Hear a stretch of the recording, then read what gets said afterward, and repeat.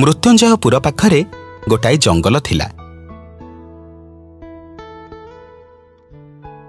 ଜଙ୍ଗଲର ନାଁ ଥିଲା ବାଘପୁର। ନାଁଟା ଶୁଣି ଜାଣିପାରୁଥିବ ଯେ ଜଙ୍ଗଲର ନାଁଟା ବାଘପୁର କାହିଁକି ଥିଲା। ହଁ, ଜଙ୍ଗଲରେ ଅଧିକ ବାଘ ରହୁଥିବାରୁ ଜଙ୍ଗଲର ନାଁ ଥିଲା ବାଘପୁର। ଅଧିକ ମାନେ ପାଖାପାଖି 100ରୁ ଅଧିକ ବାଘ ସେଇ ଜଙ୍ଗଲରେ ରହୁଥିଲେ। ଆଉ ଜଙ୍ଗଲରେ ଶାସନ କରୁଥିଲା ଗୋଟାଏ ମହାବଳ ବାଘ, ଯିଏ ବହୁତ ଶକ୍ତିମାନ ଆଉ ପରାକ୍ରମୀ ଥିଲା। ହେଲେ ମୁଁ ଶୁଣିଛି ମହାବଳ ବାଘର ଗୋଟାଏ ଦୁର୍ବଳତା ଥିଲା। ତମେ ଜାଣିଛ କଣ? ମୁଁ ବି ଜାଣିନି। ଚାଲ ପୋଖରୀ ପାଖରେ ଛିଡ଼ା ହେଇ ସିଂହ ଆଉ ବିଲୁଆ କଣ କଥା ହଉଛନ୍ତି ଆମେ ଶୁଣିବା। ହୁଏତ ଉତ୍ତରଟା ମିଳିଯାଇପାରେ। ବୁଝିଲୁ ବିଲୁଆ, ଭାବୁଛି ଏଇ ଜଙ୍ଗଲ ଛାଡ଼ି କୁଆଡ଼େ ପଳେଇଯିବି। ମଲା ମଲା ମଲା ମଲା ମଲା ଏ କି କଥା କହୁଛନ୍ତି ଆପଣ? ଆପଣ ପଶୁମାନଙ୍କ ଭିତରେ ଶ୍ରେଷ୍ଠ। ଆପଣ ନଥିଲେ ଏଇ ଜଙ୍ଗଲ ପୁରା ଶ୍ରୀହୀନ। ଆପଣ ପୁଣି କହୁଛନ୍ତି ଜଙ୍ଗଲ ଛାଡ଼ି ଚାଲିଯିବେ? ନାଇଁରେ ବିଲୁଆ, ବାହାର ଜଙ୍ଗଲମାନଙ୍କରେ ମୋର ଯେତିକି ସମ୍ପର୍କୀୟ ଅଛନ୍ତି ସମସ୍ତେ ନିଜ ନିଜ ଜଙ୍ଗଲରେ ରାଜସିଂହାସନରେ ବସିଛନ୍ତି। ହେଲେ ମୁଁ ହତଭାଗା କୋଉ କୂଳକୁ ହେଲିନି। ନାଇଁ ମହାରାଜ, ଆପଣ ସେମିତି କୁହନ୍ତୁ ନାହିଁ। ଆପଣ ପୁଣି ନାଇଁରେ ବିଲୁଆ, ଏଇ ଜଙ୍ଗଲରେ ମୁଁ କେବଳ ଗୋଟାଏ ବୋଲି ସିଂହ ରହୁଛି। ମୋର ଏଠି କେହି ଜାତି ଭାଇ ବି ନାହାନ୍ତି। ଏଇ ଜଙ୍ଗଲରେ ଯେତିକି ବାଘ ଅଛନ୍ତି ନା, ତାଙ୍କ ବିରୁଦ୍ଧରେ ମୁଁ ଛିଡ଼ା ହେଲେ ସେମାନେ ମତେ ସାଙ୍ଗେ ସାଙ୍ଗେ ମାରି ଖାଇଯିବେ। ହେଲେ ମହାରାଜ, ମୋ ପାଖରେ ଗୋଟେ ଉପାୟ ଅଛି।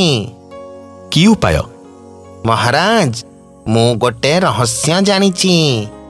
ରହସ୍ୟ? କୋଉ ରହସ୍ୟ? ଶୁଣନ୍ତୁ, ବହୁତ ଦିନ ତଳର କଥା। ଦିନେ ମହାରାଜ ଗୋଟେ ଧଳା ଗଧକୁ ଖାଇବାକୁ ବାହାରିଥିଲେ। ସେତିକି ବେଳେ ସେ ଗଧ କିଛି ଉପାୟ ନ ପାଇ ମହାବଳର ଗୋଟାଏ ଗୋଡ଼କୁ ବାଡ଼ିରେ ପାହାରେ ପକେଇ ଭାଙ୍ଗି ଦେଇଥିଲା। କଣ କହୁଛୁ ତୁ? ଗୋଟାଏ ସାମାନ୍ୟ ଗଧ ପୁଣି ମହାବଳ ବାଘର ଗୋଡ଼କୁ ଭାଙ୍ଗିଦେଲା? ଏତେ ବଡ଼ ପାଟି କରନ୍ତୁନି। ଯଦି କିଏ ଶୁଣିଦିଏ ନା, ତାହେଲେ ଆମେ 2 ଜଣ ଫସିଯିବା। ହଉ ହଉ ହଉ ହଉ, ତୁ କହିଲୁ ଆମେ ଏବେ କଣ କରିବା? ଆମେ ନୁହଁ, ଆପଣ କଣ କରିବେ ଚିନ୍ତା କରନ୍ତୁ। ମୁଁ କରିବି ମାନେ? ମହାବଳ ଗୋଡ଼ରେ ଯୋଉ ଖୋଳ ପୁରେଇ ବୁଲୁଛି ତାକୁ ଆପଣ ବୁଦ୍ଧି ଖଟେଇ କାଢ଼ି ଦିଅନ୍ତୁ। ଦେଖିବେ ପ୍ରଜାମାନେ ତା ସତଟା ଜାଣିଗଲେ ତାକୁ ନିଶ୍ଚୟ ରାଜା ପଦବୀରୁ ବାହାର କରିଦେବେ। ଆଚ୍ଛା, ତାହେଲେ ମହାବଳ ବାଘର ଦୁର୍ବଳତା ହଉଛି ତାର ଭଙ୍ଗା ଗୋଡ଼। ଆରେ ବା, ଆମ ବିଲୁଆ ନନା ତ ବହୁତ କଥା ଜାଣିଛନ୍ତି। ତେବେ ସାଙ୍ଗମାନେ, ଚାଲ ଦେଖିବା ଏଇ କାହାଣୀରେ ଆଗକୁ କଣ ହଉଛି। ଆଚ୍ଛା ବିଲୁଆ। ଆଜ୍ଞା, କୁହନ୍ତୁ। ମୁଁ ବହୁତ ମୁଣ୍ଡ ଖଟେଇଲିଣି, ହେଲେ ଏଯାଇ ସେମିତି କିଛି ଯୋଜନା ପାଇଲିନି। ଟିକେ ଭଲ କି ମୁଣ୍ଡ ଖଟାନ୍ତୁ। ଶାନ୍ତ ମନରେ ଚିନ୍ତା କରନ୍ତୁ ଯେ କଣ କରିହବ। ଦେତ, ମୁଣ୍ଡ ଖଟେଇବା କାମ ଯଦି ମୋର ହେଇଥାନ୍ତା ତାହେଲେ ମତେ ସିଂହ ନୁହଁ, ତୋ ଭଳିଆ ବିଲୁଆ ଜନ୍ମ ମିଳିଥାନ୍ତା। ବୁଝିଲୁ?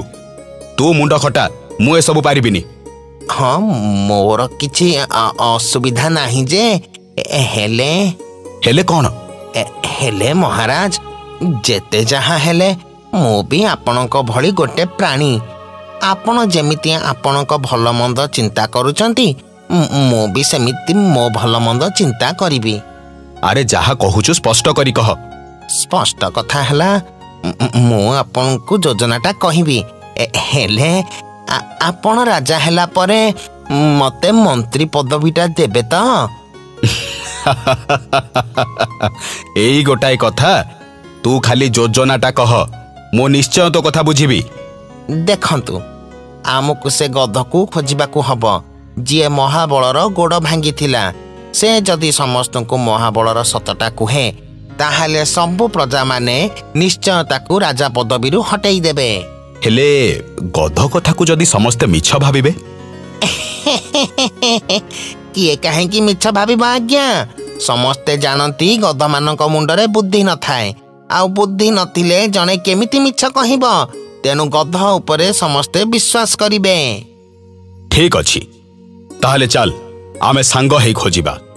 ହେଲେ ଆମେ ସେ ଗଧକୁ ଚିହ୍ନିବା କେମିତି? ଜଙ୍ଗଲରେ ତ ବହୁତ ଗଧ ଅଛନ୍ତି। ଆରେ ଧେତ୍ ମହାରାଜ, କେତେ ପ୍ରଶ୍ନ ପଚାରୁଛନ୍ତି ଯେ ଆପଣ? ମୁଁ ତ କହିଥିଲି ସେ ଗଧର ରଙ୍ଗ ଧଳା ବୋଲି। ଆଉ ଆମ ଜଙ୍ଗଲରେ ବି ଗୋଟାଏ ଧଳା ଗଧ ରହୁଛି। ଆଉ ତା ଗୁମ୍ଫା ମୋ ଗୁମ୍ଫା ପାଖରେ।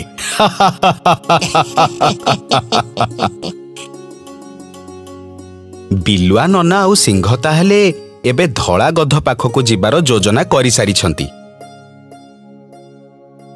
ହାରେ ଖାଲି ଯୋଜନା କରିନାହାନ୍ତି, ସେମାନେ ତ ଯାଇ ଗଧ ପାଖରେ ପହଞ୍ଚି ସାରିଲେଣି। ଚାଲ ଦେଖିବା ସେମାନେ ଏବେ କଣ କରିବେ। ବିଲୁଆ ନନା, ସିଂହ ଭାଇ, ତମେ କୋଉଠି? ପ୍ରଣାମ ସେନାପତି। ସେନାପତି? ହଁ ସେନାପତି, ଆପଣ ତ ଏବେ ଏ ଜଙ୍ଗଲର ନୂଆ ସେନାପତି ହବାକୁ ଯାଉଛନ୍ତି। ମୁଁ ସେନାପତି? କଣ କହୁଛ ତମେ? ମୁଁ କିଛି ବୁଝିପାରୁନି। ଖୁବ୍ ଶୀଘ୍ର ଆମ ସିଂହ ଭାଇ ଜଙ୍ଗଲର ରାଜା ହେବେ। ଆଉ ସେଥିରେ ତମେ ଆମକୁ ସାହାଯ୍ୟ କରିବ ଗଧ ଭାଇ। ଶୁଣିଛି ତମେ କୁଆଡେ ମହାବଳର ଗୋଟାଏ ଗୋଡ଼ ଛୋଟା କରିଦେଇଥିଲ। ଏତେ ବଳବାନ ପଶୁକୁ କୋଉ ରାଜା ସେନାପତି କରିବାକୁ ନ ଚାହିଁବ ଯେ? ନାଇଁ ମାନେ ସେ ଭୁଲରେ। ଡର ନାହିଁ ଭାଇ, ଡର ନାହିଁ। ମୁଁ ଜାଣିଛି ଜଙ୍ଗଲରେ ଏକଥା ବହୁତ କମ୍ ପଶୁ ଜାଣିଛନ୍ତି। ଆମକୁ ଯଦି ସାହାଯ୍ୟ କରିବ ତାହେଲେ ଆମେ ନିଶ୍ଚୟ ତମକୁ ସେନାପତି ପଦବୀରେ ରଖିଦେବୁ। ମୁଁ ପୁଣି ସେନାପତି ପଦବୀରେ ରହିବି? ଏତେ ଭଲ ସୁଯୋଗ ଜୀବନରେ ବାରମ୍ବାର ମିଳିବନି। ହଁ ମୁଁ ରାଜି। କୁହ, ମୁଁ କଣ କରିପାରିବି? ଆରେ ଏଇ ବିଲୁଆ ନନା ଗଧ କାନରେ କଣ କହୁଛନ୍ତି? ଦେଖିବା କଣ ଯୋଜନା କରୁଛନ୍ତି ସେମାନେ।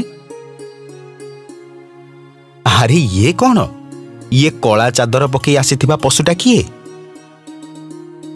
ହଁ, ନିଶ୍ଚୟ ବିଲୁଆ ନନାଙ୍କର କୌଣସି ଯୋଜନା ହେଇଥିବ।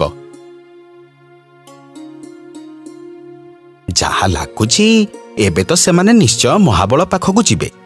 ହେଲେ ସେଠି ପହଞ୍ଚି ସେମାନେ କଣ କରିବେ? ଆସ ଦେଖିବା। ଆମ ଜଙ୍ଗଲରେ ବାଘମାନଙ୍କ ସଂଖ୍ୟା ଦେଖି ମୁଁ ବହୁତ ଖୁସି। ମୁଁ ଚାହେଁ ଜଙ୍ଗଲରେ ଏମିତି ବାଘମାନଙ୍କ ସଂଖ୍ୟା ବଢି ଚାଲୁ, ଆଉ ଆମ ବାଘପୁରର ନାମ ଉଜ୍ଜଳ ହଉ। ମହାରାଜଙ୍କର ଜୟ ହଉ। ବିଲୁଆ ତୁ କହ, କଣ ହେଇଛି? ମହାରାଜ, ଆମ ଜଙ୍ଗଲକୁ ଗୋଟେ ଚାଦର ବାୟା ଆସିଛି।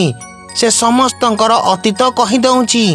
ଏମିତିକି ସେ ଆପଣଙ୍କ ଅତୀତ ବି ଜାଣିଛି ବୋଲି କହୁଛି। କଣ ହେଲା? ଶୀଘ୍ର ତାକୁ ଡାକ ଏଠିକି। ଚାଦର ବାୟା, ଏଠିକି ତୁ ଆସେ।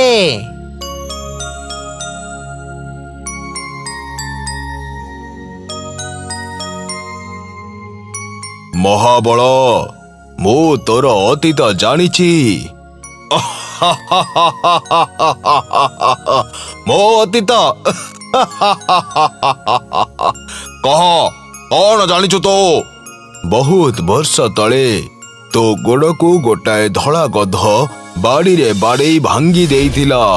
ଆଉ ତୋ ଗୋଡ ଭାଙ୍ଗି ଯାଇଥିବାରୁ ତୁ ଗୋଡରେ ଗୋଟାଏ ଖୋଳ ପିନ୍ଧି ବୁଲୁଛୁ। ଆରେ ଇଏ କଣ? ରାଜାଙ୍କର ଗୋଟାଏ ଗୋଡ ଭାଙ୍ଗି ଯାଇଛି। ଇଏ କେମିତି ରାଜା ହେଲେ? ୟାଙ୍କୁ କିଏ ରାଜା କଲା? ଆରେ ୟାଙ୍କୁ ତ ମାରିବା ଦରକାର। ୟାଙ୍କୁ ସିଂହାସନରୁ ହଟେଇ ଦବା ଦରକାର। ତୁ ନିୟମ ଭାଙ୍ଗିଛୁ, ଗୋଟେ ଅପାରଗ ଜନ୍ତୁ ହେଇ ରାଜା ହେଇଛୁ। ଆଜି ତତେ ମୁଁ ଛାଡ଼ିବିନି ଆଜି ତତେ ମୁଁ। ନାଇଁ ନାଇଁ, ମତେ କ୍ଷମା କରିଦିଅ ମତେ। କ୍ଷମା କରିଦିଅ ମତେ। ବାୟା ଭାଇ, ସେ ଯେମିତି ଅନ୍ୟମାନଙ୍କୁ ଠକି ରାଜା ହେଇଥିଲା, ତାକୁ ଆଜି ସେମିତି ଶାସ୍ତି ମିଳିବା ଉଚିତ। ବିଲୁଆ, ତୁ ଯା, ମୋ ବାଡି ଆଣିକି ଆ। ହଁ ହଁ।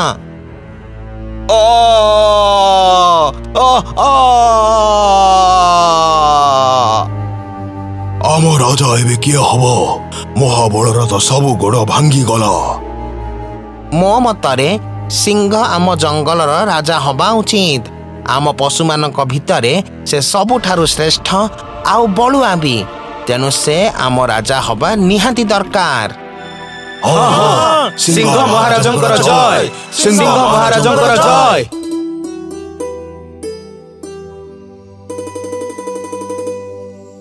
ଦେଖିଲ ସାଙ୍ଗମାନେ, ମହାବଳ କେମିତି ଅଧିକ ଆତ୍ମବିଶ୍ୱାସ ପାଇଁ ସିଂହାସନ ସହିତ ସମ୍ମାନ ହାରିଲା। ତେଣୁ ମନରେ ଅଧିକ ଆତ୍ମବିଶ୍ୱାସ ରଖିବା ଆଗରୁ ପରିସ୍ଥିତି ଆଉ ଘଟଣା ବିଷୟରେ ସମ୍ପୂର୍ଣ୍ଣ ବିଚାର କରିବା ଉଚିତ।